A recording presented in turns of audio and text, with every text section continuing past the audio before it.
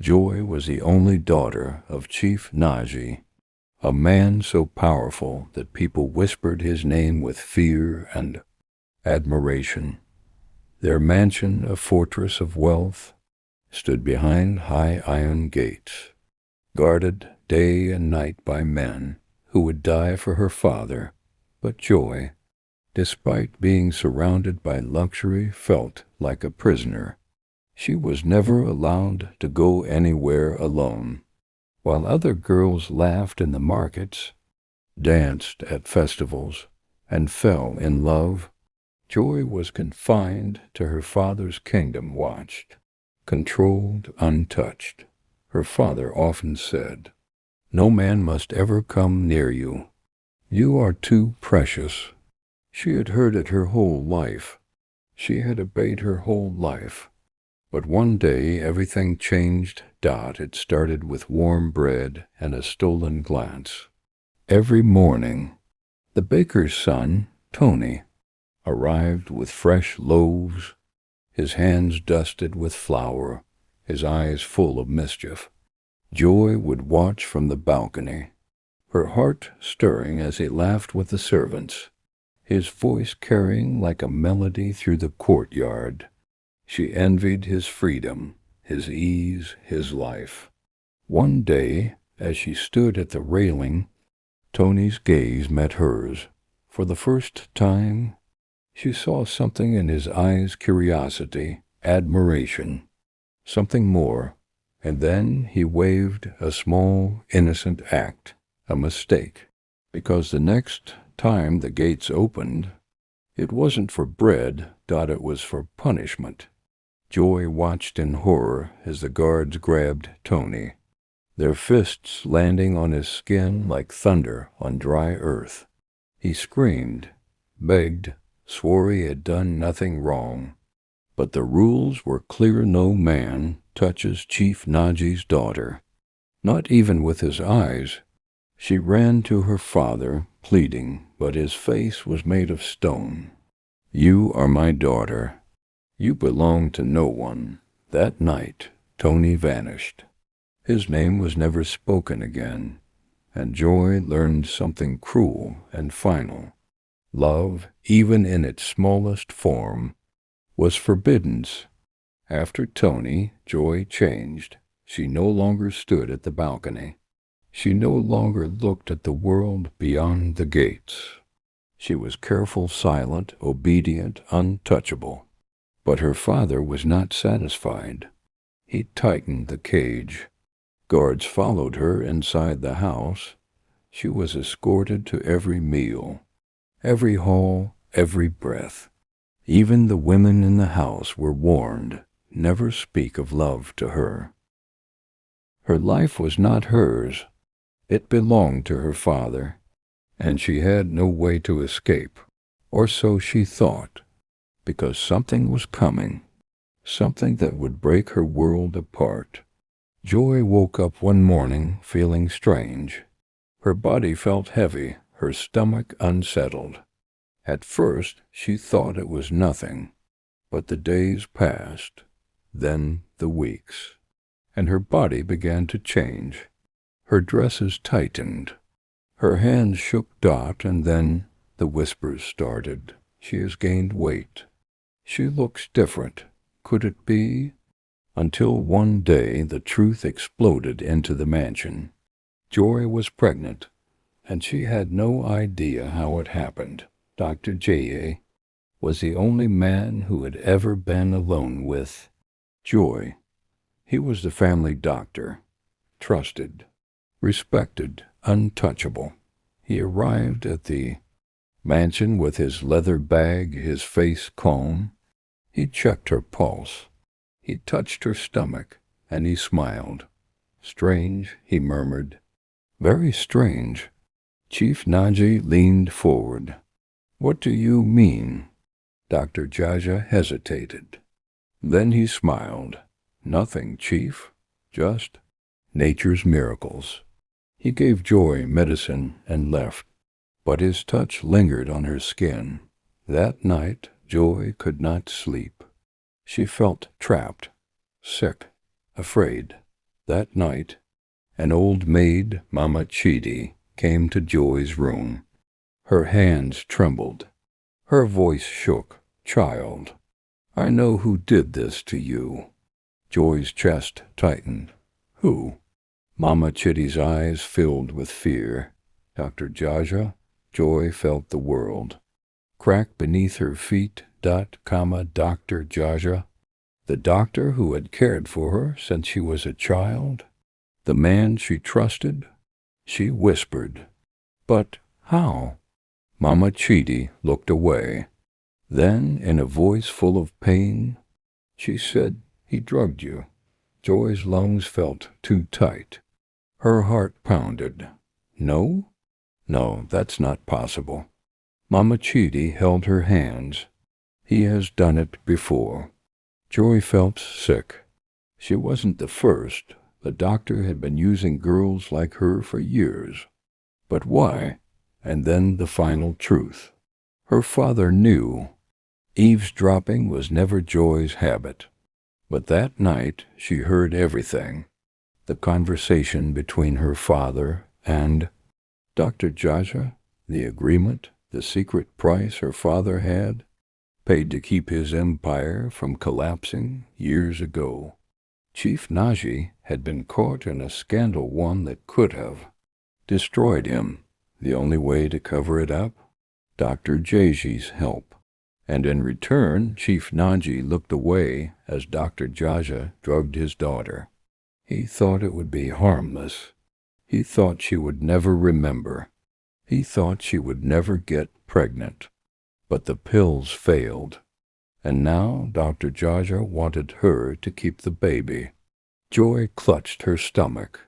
She was nothing more than a sacrifice for her father's power. And Dr. Jaja was not finished. "She is mine now," he told her father. "She will be my wife." Joy could not breathe. She had never known true betrayal. Not until this moment. She was a prisoner, a pawn, a daughter sold in silence. Joy had spent her whole life obeying, but now she had nothing left to lose. She could not trust her father. She could not trust the guards. She could not trust anyone. She had to leave. But how does a prisoner escape when the walls are built by her own blood? She had one chance. She waited until the guards rotated shifts, tiny window of time. When the house was at its weakest, she changed into the simplest. Clothes, she had no jewels, no silk, nothing that screamed Chief Naji's daughter. And then, under the cover of night, she ran. The moment the maids discovered her empty room, the house erupted into chaos. The guards rushed into the mansion. Chief Naji's roar shook the walls. Find her! Find her! For the first time in his life he had no control. His daughter, the girl he had kept under lock and key for 20 years, was gone, but he was not a man who accepted defeat. He would find her, and when he did, she would never escape.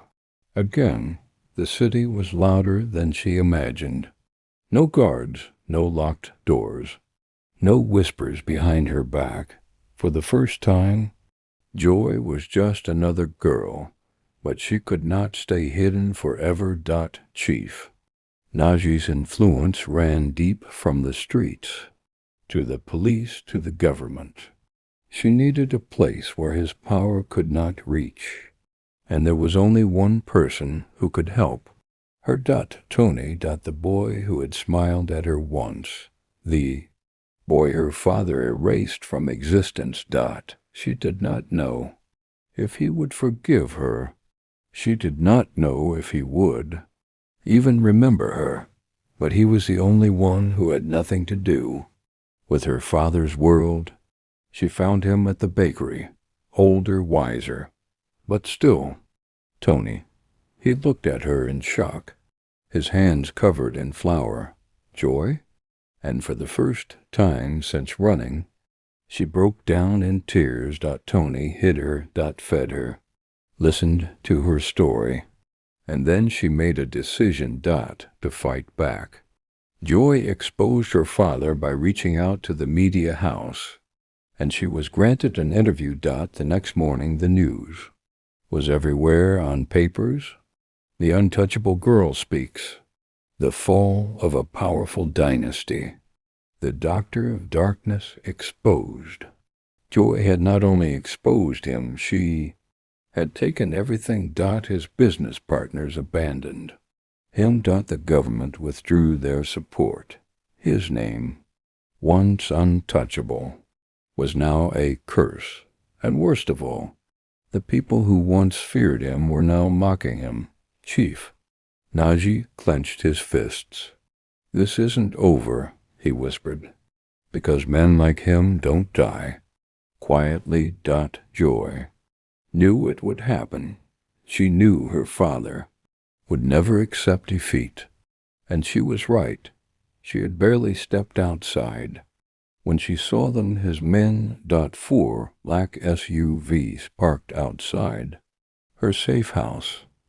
The guards moved quickly, grabbing her by the arms. She did not scream. She did not fight.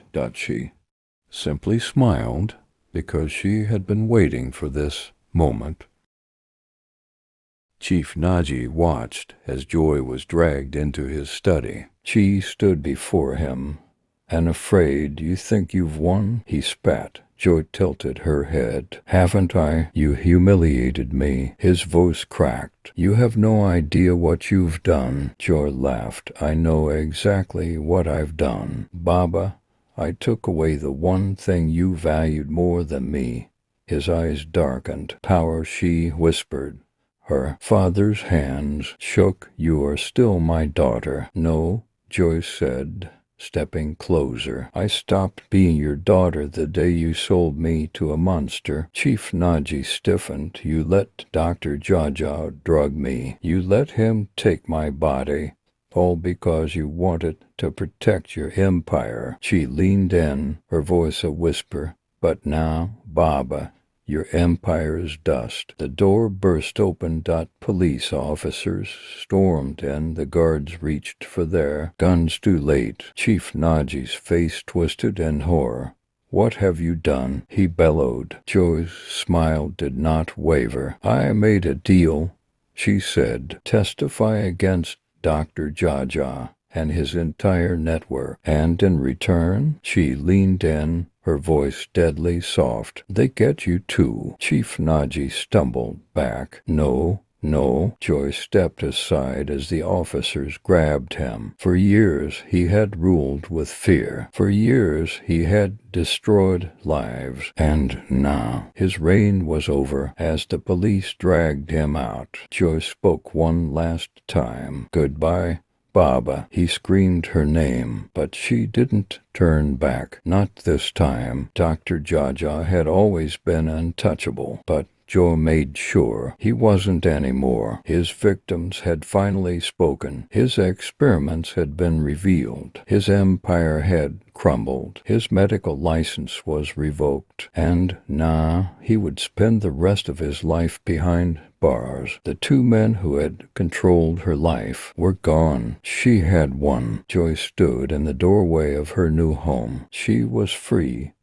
For the first time in her life she was free. Her hand rested on her stomach. Her child, the child of a monster, was still growing. She had every reason to hate it, but she didn't, because this child was not Dr. Jaja. This child was hers, and she would make sure it never grew up in chains like she did. One night, she whispered to her unborn baby, "You're born from darkness." She smiled softly, placing a protective hand on her belly. "But you will grow in the light." She had broken the cycle. She had won the city. Never forget her name. Chief Najee's empire was dust. Dr. Jaja's career was over, and joy. She was no longer the untouchable girl. She was the woman who took back her life. She was the woman who burned an empire. And her story, it was only just beginning.